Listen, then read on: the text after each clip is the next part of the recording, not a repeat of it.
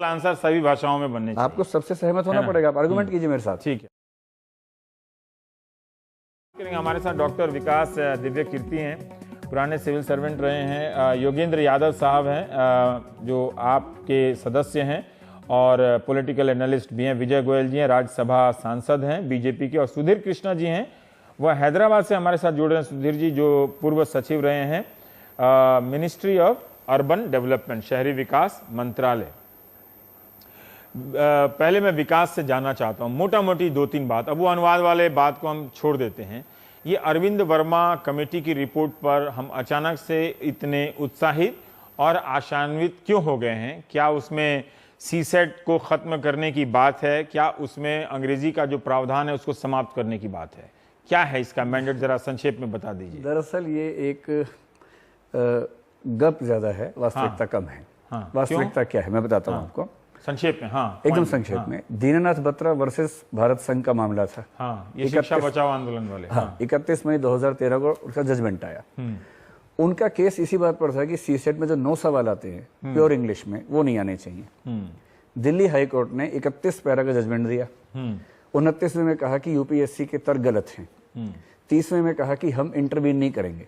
31वें में लास्ट में कहा इसके बाद भी यूपीएससी को चाहिए कि 3 महीने में कमेटी बिठाए जो 6 महीने में रिपोर्ट देगी, 3 महीने के बाद 6 महीने में, और उसके तहत विचार किया जाए कि ये 9 क्वेश्चन सही हैं गलत है।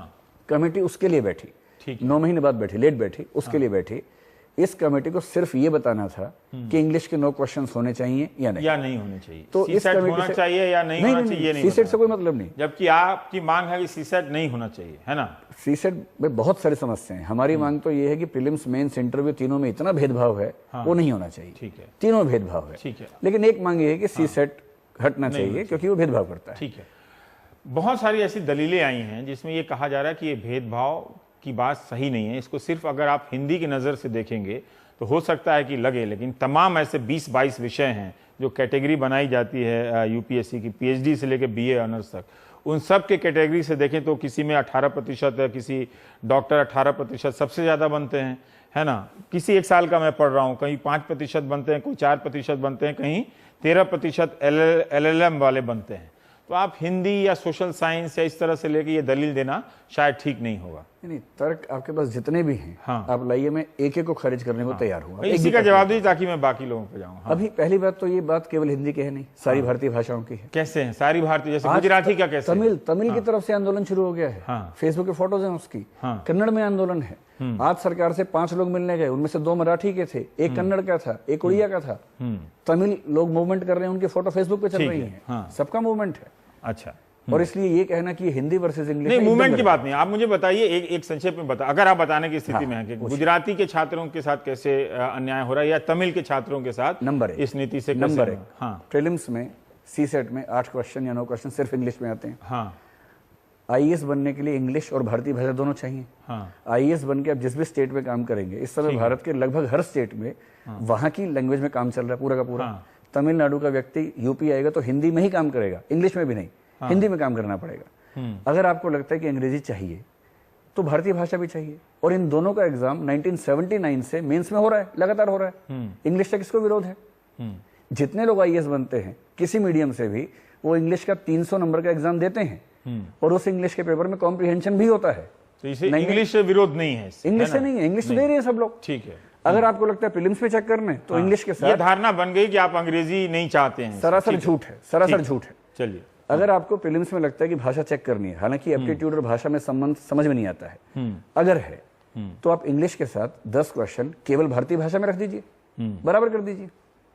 ट्रांसलेशन आप 30-35 सवाल इंग्लिश से हिंदी में करते हैं, इसको उल्टा करके देखिए ना एक बार। मैं एक वाक्य बोलता हूं, आप जरा बताइए। नहीं, उसका हो गया, वो स्टील प्लांट वाला हो गया। उल्टा कर रहा हूं, उल्टा। हिंदी का पैसेज है, इंग्लिश में ट्रांसलेट करते हैं और सवाल पूछ के देखते हैं। मैं इंग्लिश में वाक्य बोलता हूं, बताइए इसका मतलब क्या है? मुझे यूपीएससी से वैसे भी नहीं देना। एक वाक्य, because he eats so much Chinese, that is why Chinese खाता है, that is why he has flowered. क्या मतलब हुआ इसका? ठीक है, फिर आगे। क्योंकि वह बहुत चीनी खाता है इसलिए फूल गया है। अगर इसका अनुवाद ये कर दे, कौन जवाब देगा इसमें? तो इतने बड़े मुद्दे को हंसी मजाक में टाल देना, उन बच्चों की जिंदगी खत्म हो गई 2011-12-13 में लास्ट अटेम्प्ट जिनका था। ट्रांसलेशन गलत हुआ, क्वेश्चन गलत हुए, बाहर निकल गए, कोई रिलीफ नहीं, कंपनसेशन नहीं। क्यों? तो ये तो मुझे आप अब बाकी और मेहमानों के पास जाना है, ठोस बता दें कि आप क्या चाहते हैं। सीसेट में जो सवाल पूछे जा रहे हैं वो बदलाव। नंबर 1, सीसेट में सिर्फ इंग्लिश के क्वेश्चन हटने चाहिए। हाँ। नंबर 2, कॉम्प्रिहेंशन या तो रिवर्स हो या पूरी तरह से हटे। हाँ। नंबर 3, मैथ्स और रीजनिंग के सवाल सही अनुपात में हो, किसी तकनीकी पृष्ठभूमि को विशेष फायदा ना मिले, रहें, अनुपात ठीक हो। नंबर 4, मेंस की आंसर शीट्स केवल इंग्लिश में होती है। ये कहा जा रहा है कि आप लोग दुनिया के पहले परीक्षार्थी जो तय कर रहे हैं कि इम्तिहान कैसे लिया, तय नहीं कर रहे, मांग कर रहे हैं। ऐसी मांग हर जगह होती है, केवल मांग कर रहे हैं। कोई आईआईटी वाला, आईएम वाला नहीं ऐसा। आईआईटी में कुछ साल पहले हिंदी मीडियम की बात हुई थी, मांग हुई थी, इसमें क्या दिक्कत? मांग हुई थी। आईआईटी का ट्रेंड चेंज हुआ 4 साल पहले, हुआ ये चेंज, उसमें क्या समस्या है? चौथी बात, मुख्य परीक्षा में मॉडल आंसर केवल इंग्लिश में क्यों बनते हैं, जबकि लिखते सब भाषाओं में लोग हैं? 5वीं बात, इंटरव्यू में इस बात से तो मैं सहमत हूं आपकी बात से कि जो कॉपी चेक किया जाता है उसके लिए मॉडल आंसर सभी भाषाओं में बनने चाहिए। आपको सबसे सहमत होना पड़ेगा। आप आर्गुमेंट कीजिए मेरे साथ। ठीक है। नंबर 5, इंटरव्यू में सारी भाषाओं के एवरेज स्कोर निकलवा के देख लीजिए, कम से कम 25 नंबर का अंतर आएगा इंग्लिश और बाकी भाषाओं में। क्यों है? हर चीज पे कमेटी बिठाते हैं, इस पे कमेटी क्यों नहीं बिठाई? ठीक है, ठीक है। एक मोटा मोटी अंतर विजय गोयल साहब इन्होंने बता दिया है। आप कई दिनों से कह रहे हैं, आज आपकी पार्टी में भी पार्टी के दफ्तर पे राम माधव और कई नेताओं ने छात्रों से और जितेंद्र सिंह से मुलाकात की है। मैं आपसे ये जानना चाहता हूं कि क्या सचमुच आपकी सरकार इस स्थिति में है, या वो करेगी कि ये इम्तिहान टाल देगी या रद्द कर देगी? ठीक है, इसके बारे में कुछ आप लोगों के संकेत मिले हैं क्या, या यूपीएससी को आप तय करने देंगे कि वो अपने हक में क्या फैसला लेती है? देखिए रविश, पहली बात यह है कि कुछ चीजों के उत्तर तो मैं सीधे नहीं दे पाऊंगा, क्योंकि अभी सरकार को उस पर फैसला लेना बाकी है जी। बाकी ये बात ठीक है कि ये जो समस्या है ये अभी की समस्या नहीं है। सीसेट जो है 2011 में लागू हुआ था, अब 2014 है। इन 3-4 सालों के अंदर मुझे नहीं ध्यान है कि कोई आंदोलन हुआ था क्या, मुझे नहीं मालूम सरकार के सामने क्या समस्या आई थी, पर पहली समस्या ये तब उठी जब दीनानाथ बत्रा जी वर्सेस अदर्स का जो केस हुआ था, उसके अंदर ये सबसे पहले हुई। और वो फिर पिछले साल थी, वो फिर उसमें जो कमेटी बनाने की बात की थी, वो पिछली सरकार ने कमेटी बनाने में भी देरी करी और कमेटी की रिपोर्ट भी आई और एक्सटेंशन के बाद भी वो रिपोर्ट नहीं हो पाई थी। किंतु मेरी सरकार ने, जो एनडीए की सरकार थी, उसने एक चीज जरूर किया कि छात्रों की मांगों का संज्ञान लेते हुए खुद सुओ मोटो जो थे मंत्री जी ने सीधा बयान दिया कि हम इनकी मांगों को पर पूरा ध्यान देंगे और हम इनके प्रति पूरे के पूरे संवेदनशील हैं जी। और केवल उन्होंने यही नहीं किया, फिर उन्होंने देखा कि ये जो कमेटी की रिपोर्ट नहीं आई है, तो भाई इस कमेटी की टर्म को कुछ एक्सटेंड किया जाए। एक्सटेंड करने के बाद जो कमेटी पिछले 4 महीने के अंदर अपनी रिपोर्ट नहीं दे पाई, वो जल्दी कैसे रिपोर्ट देती, तो उसके लिए भी सरकार के, देखिए वो किया है, आप ही लोगों ने किया है, इसीलिए लोगों को भरोसा हो गया कि आप करने वाले। मुझे आप इस बात का जवाब दीजिए जी, तो कि क्या आप लोगों मैं उसी बात पे आ रहा हूं आपके,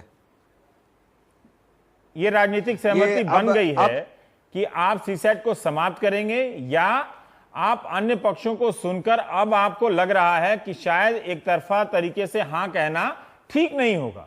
क्यों बरगला के रखना है? जो आप सोचते हैं वो कम से कम चर्चा परिचर्चा में तो बोलिए, ताकि लोग और आपसे बहस कर सकें।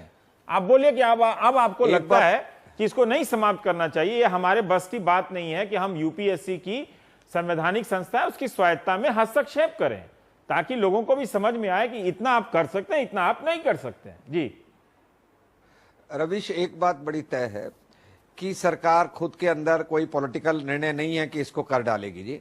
इसमें 3 पक्ष हैं, एक पक्ष छात्र है, एक पक्ष यूपीएससी है, तीसरा पक्ष जो है वो कमेटी है जिसकी रिपोर्ट आई है जी। तो जाहिर तौर पर तीनों की बात सुनने के बाद कोई फैसला लिया जाएगा। पर मैं ये समझता हूं कहीं ना कहीं, जो मुझे लगता है पार्लियामेंट में बैठ के मंत्रियों की स्टेटमेंट बैठ के कुछ ना कुछ जो लोगों को अंग्रेजी के कारण दिक्कत हो रही है, या जो लोगों को लगता है हिंदी और दूसरी भारतीय भाषाओं को प्रोत्साहन नहीं मिल रहा, या उन भारतीय भाषाओं के कारण वो प्रेजेंट सिस्टम के कारण पिछड़ रहे हैं, मैं समझता हूं कुछ ना कुछ सरकार की तरफ से राहत जरूर मिलेगी। ये कुछ ना कुछ राहत से आप क्या संतुष्ट हैं? ये एकदम गोलमटोल बात है। इनके मंत्री जी तो इतनी गोलमटोल बात करते हैं। अगर आप चाहे तो मैं कुछ तथ्य देता हूँ। 15 जुलाई को उन्होंने कहा कि एग्जाम पोस्टपोन किया जाएगा। कह दिया था उन्होंने, मतलब यूपीएससी से निवेदन किया। गलत है, गलत है। तब स्वायत्तता का क्या हुआ था? सुप्रीम कोर्ट के सिलेक्शंस के प्रोसीजर को चेंज कर रहे हैं, उसकी स्वायत्तता का क्या मतलब हुआ? फिर 16 जुलाई को वो कह रहे हैं कि हम भाषा के आधार पर भेदभाव सहन नहीं करेंगे। 24 जुलाई को अतारांकित प्रश्न संख्या 1760 राज्यसभा डॉक्टर प्रदीप बालमोचू का प्रश्न था, क्या यूपीएससी भाषाई भेदभाव करती है? उसका उत्तर क्या देने? नहीं करती है। 25 जुलाई को, 24 जुलाई को ये जवाब दिया।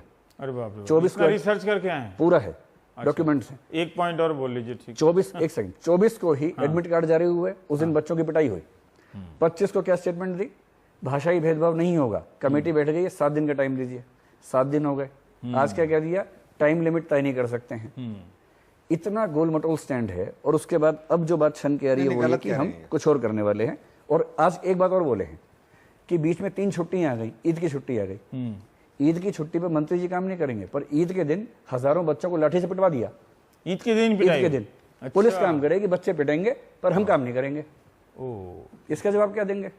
छोड़ दीजिए फिर तो। इतना सारा साल बेसिक क्वेश्चन में तो मुझे प्रॉब्लम नहीं आता है।